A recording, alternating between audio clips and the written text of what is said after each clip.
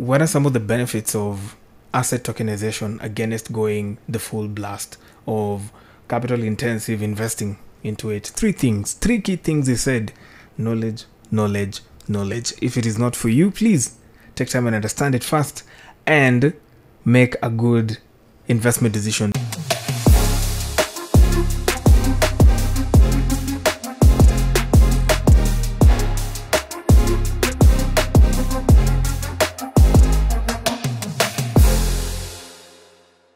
Hello there and welcome to another episode of FILIT, Financial Literacy Conversations with me, Brian Tudotino.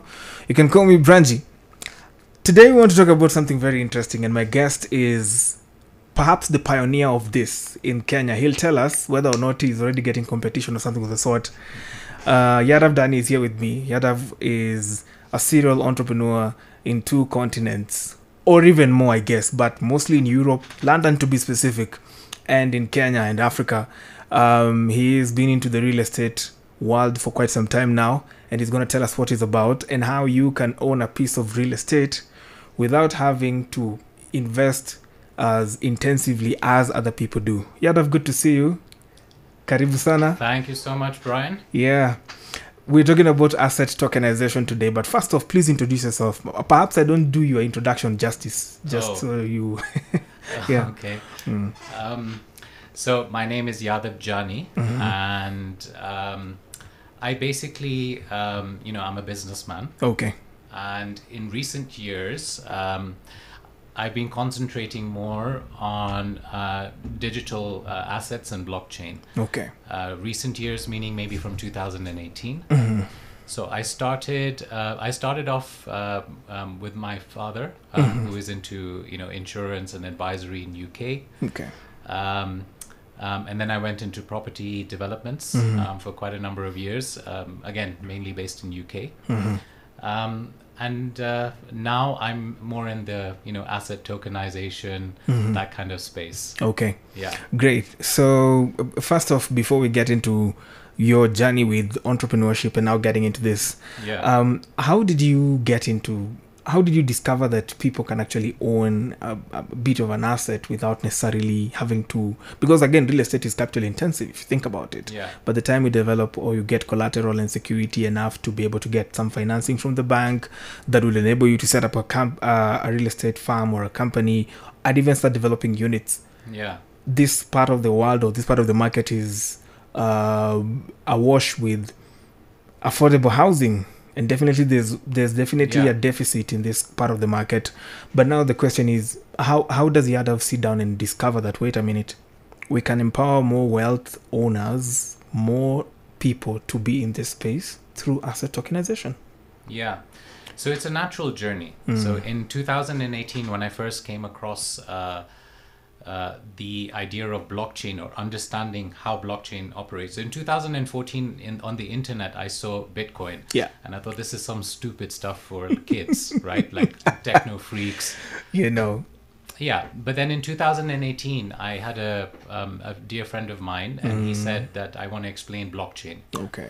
And so he explained blockchain, got more into the space, met more people, and so you evolve. So I started attending quite a few conferences internationally, and you just understand what the whole ecosystem is much more, right? You understand what an NFT is. You understand what a normal token is, a security token, utility token, governance token, the difference between them. So a lot of people don't understand this kind of stuff. And then I also started educating. So what happened in 2021, I realized that so many people in Kenya have no idea. If you tell them real estate, everyone knows land, building, rent, capital gains. It's not difficult. As soon as you say digital assets, right? As soon as you say blockchain, people have no idea. So you first need to educate people. And so in the course of education, that's how I understood about tokenizing assets. It can be anything. It can be art. It can be property.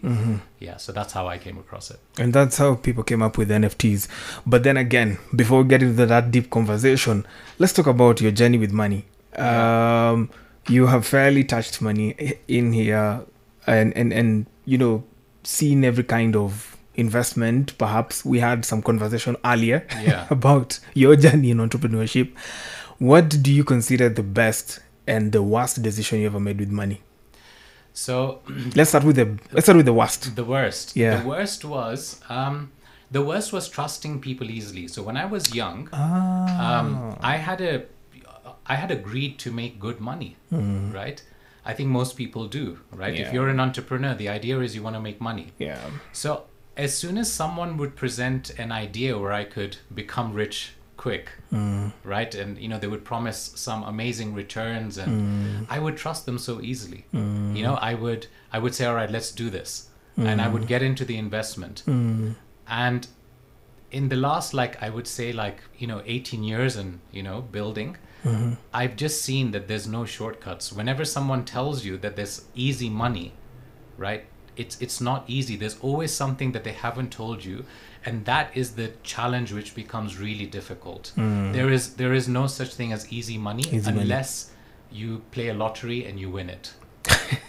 I hear you. Yeah. And that is, if you did probability mathematics, that is 1 in 25,000, just like a hole in one in golf.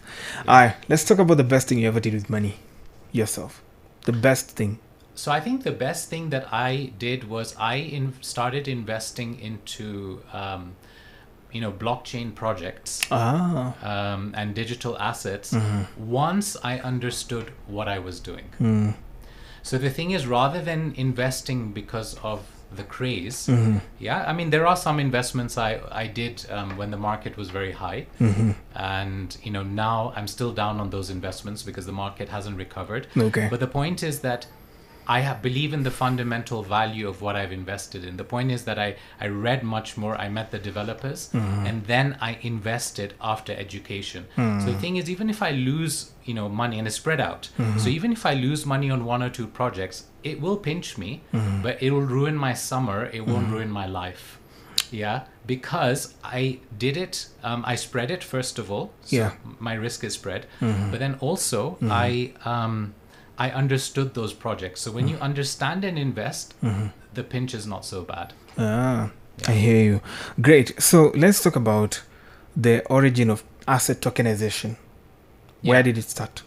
It starts with, cryptocurrency, digital assets. Yeah. Great. So the thing is, the idea is that you can tokenize anything, right? It started actually a long time ago, but it's just become really widespread in recent times. So as soon as you have the idea of a digital token, right, then you realize straight from there that you can tokenize pretty much anything. I can tokenize a watch. Okay. I can even tokenize a purse. If there's a limited edition Louis Vuitton purse, which people think will increase in value, you can tokenize it. Great. So somebody listening to us and watching us right now, how do they get started in asset tokenization as a human being? So you need first a good advisor. So there's a 7-step process for tokenization. All right.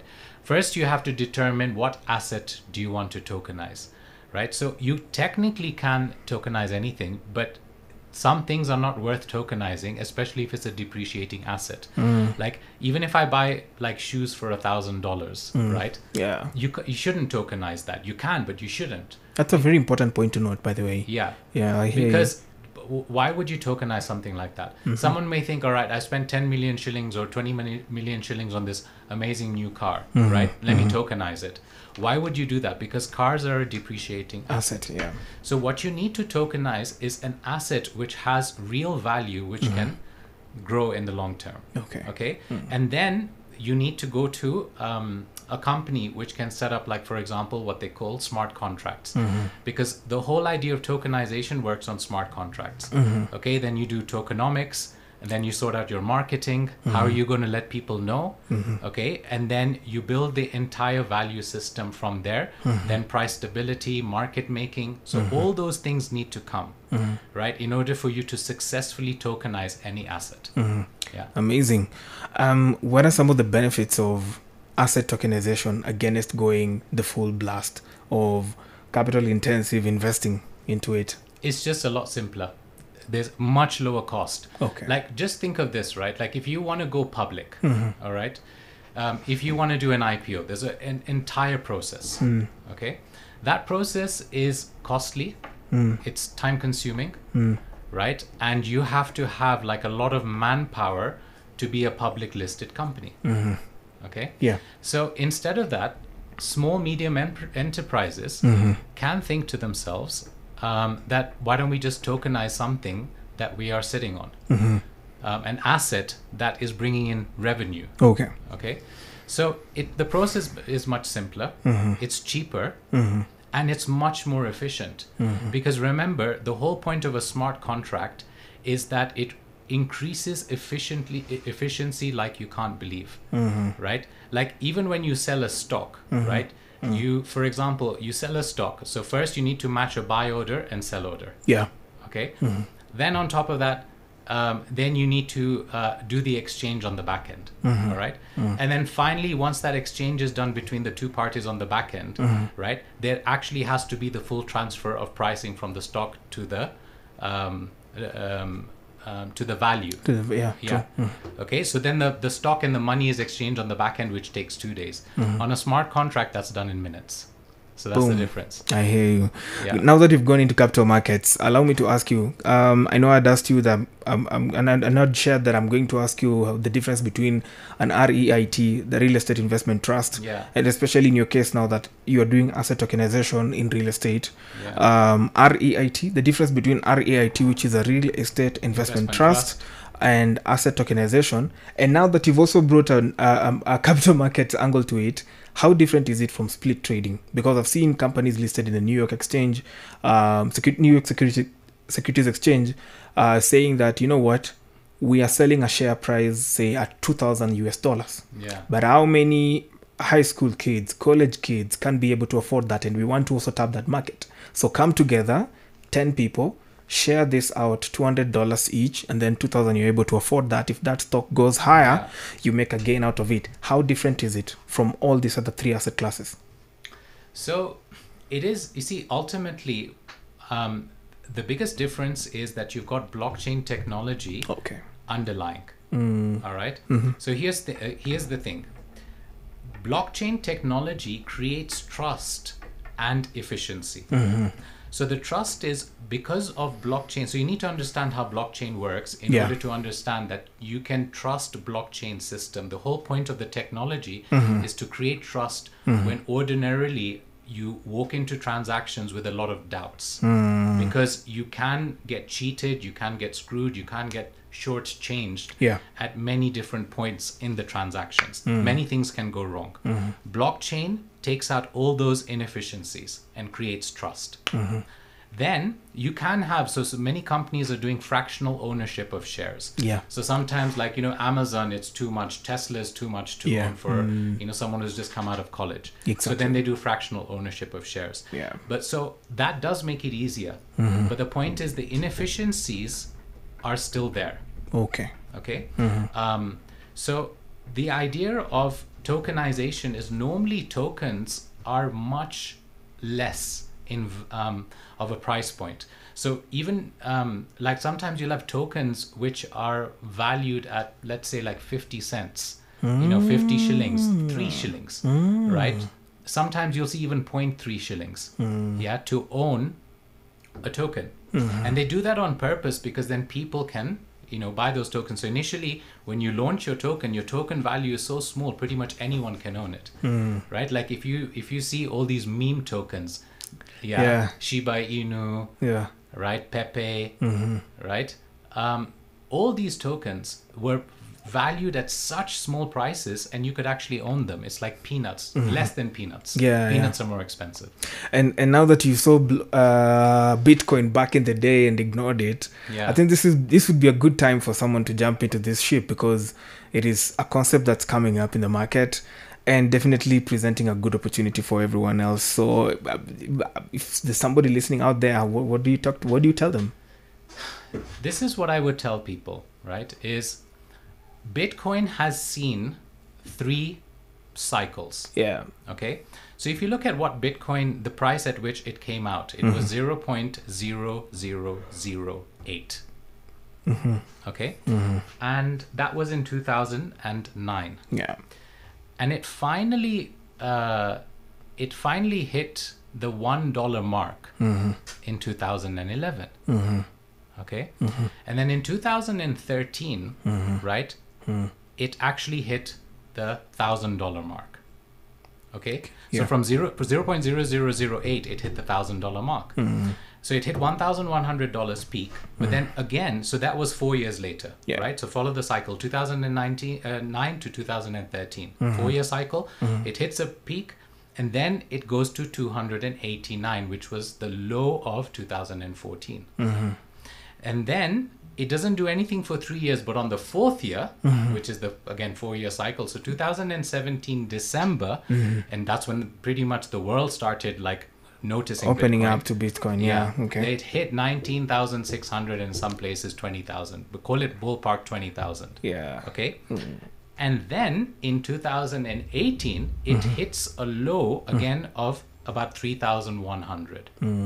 So every time it hits a peak, it loses about 70 to 75% and goes to a low. And then from 2018, 19, and 20, it was going up, it was going down. Sometimes it hit 15,000, it would go back down to 6,000, and it was going range bound for those years. But then come 2021 November, 4 years later, it hits a new high. So the previous high of 2017 was 19,600 or 20,000. Now it hits 69,000. Okay? Then from 69,000, right, if you reduce 70% again, okay, you get 15,000. 15,000 thereabout. By the way, that 15,100 was the low of 2022. Now we're in 2023 and coming towards the end.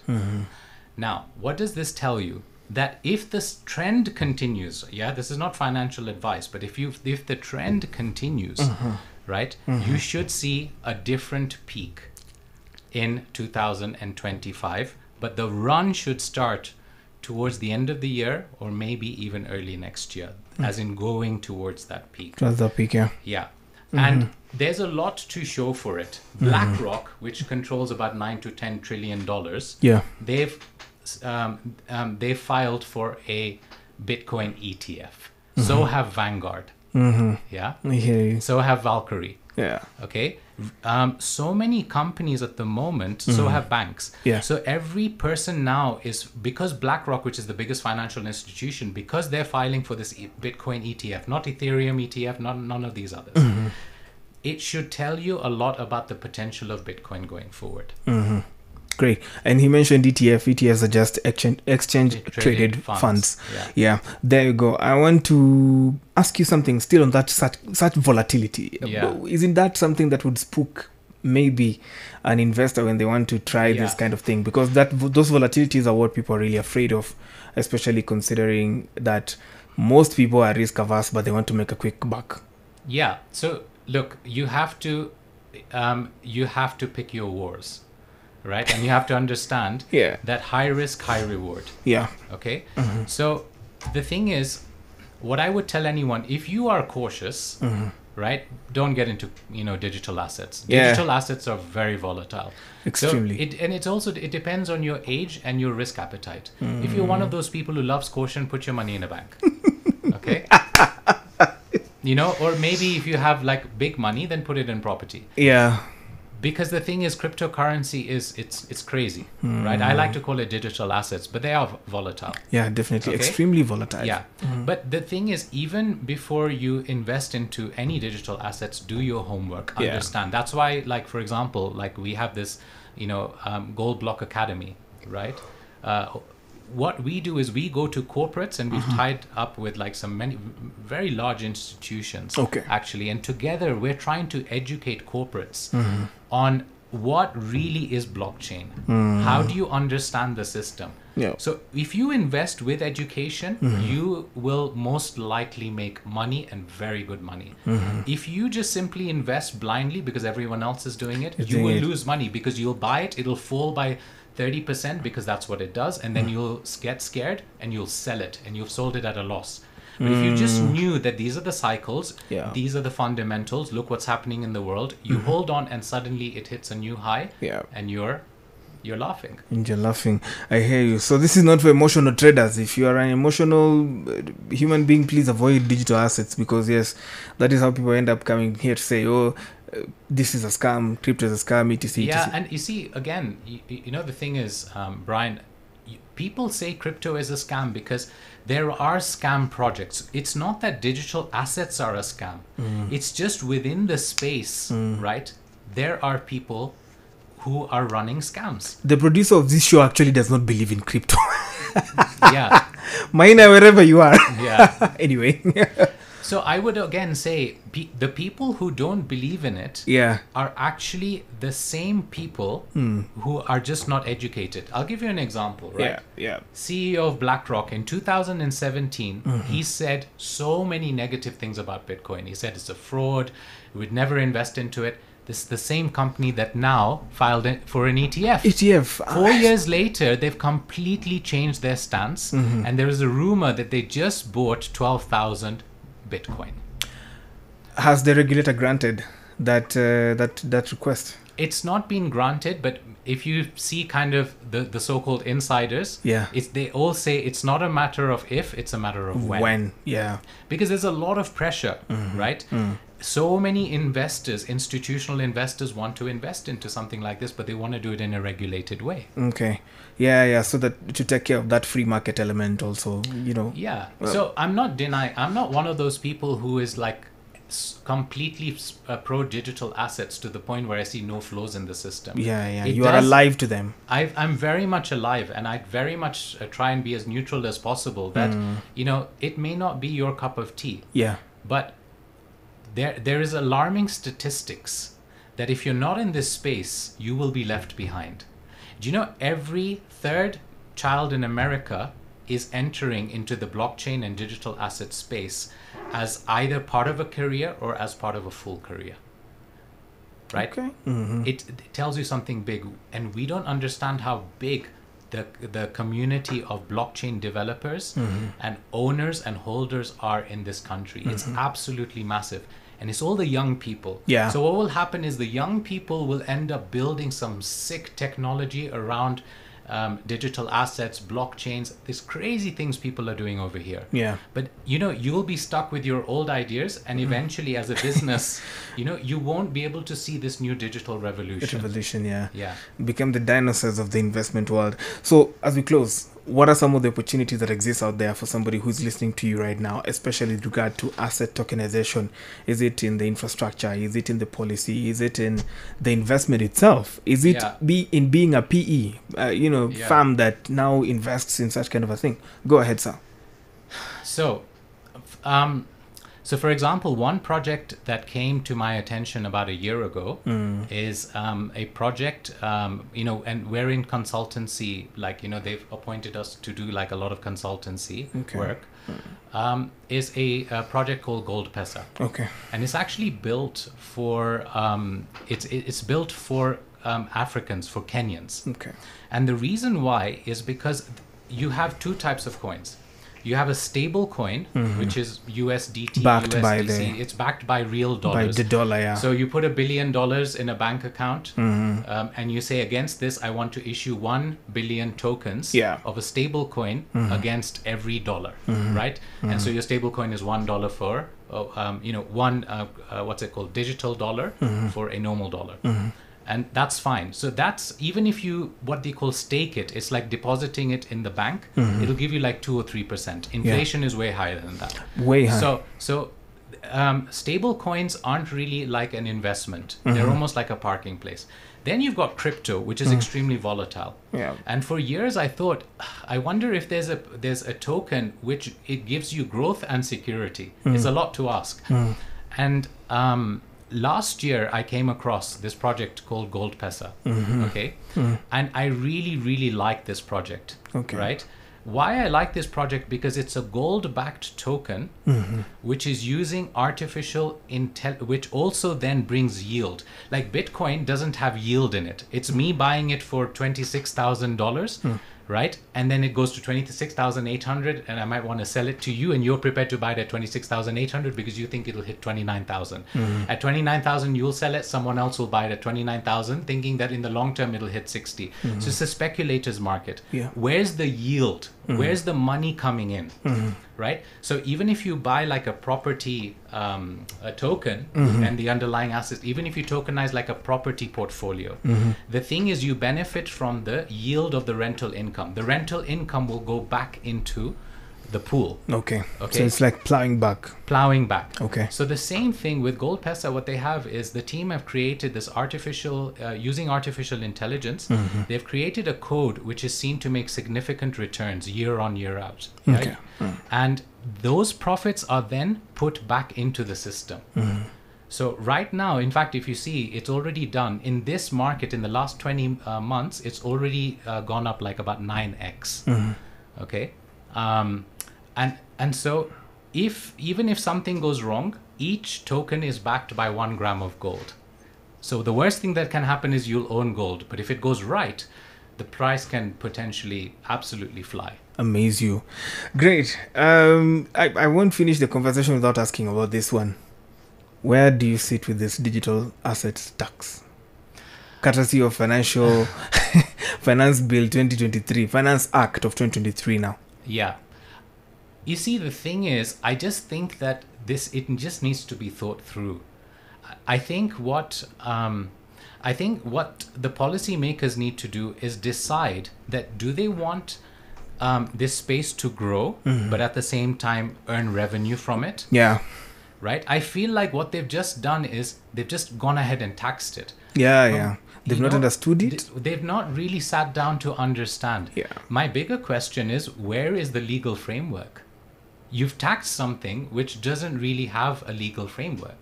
So my request to anyone would be, why don't you create a legal framework? From there, you'll understand. Then also understand how deeply people are using crypto in this economy, and make it in such a way that it's a win-win situation. If you just go ahead and just tax it for every transaction, how are you going to collect it? Where are you going to collect it?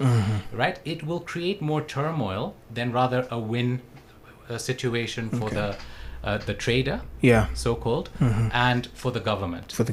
True. Yeah. So I just think it just really needs to be thought through. And then I think a good result will come for both parties. All right. Thank you so much, Yadav. We have been speaking to Yadav on asset tokenization, and he's given us quite some insight. 3 key things he said.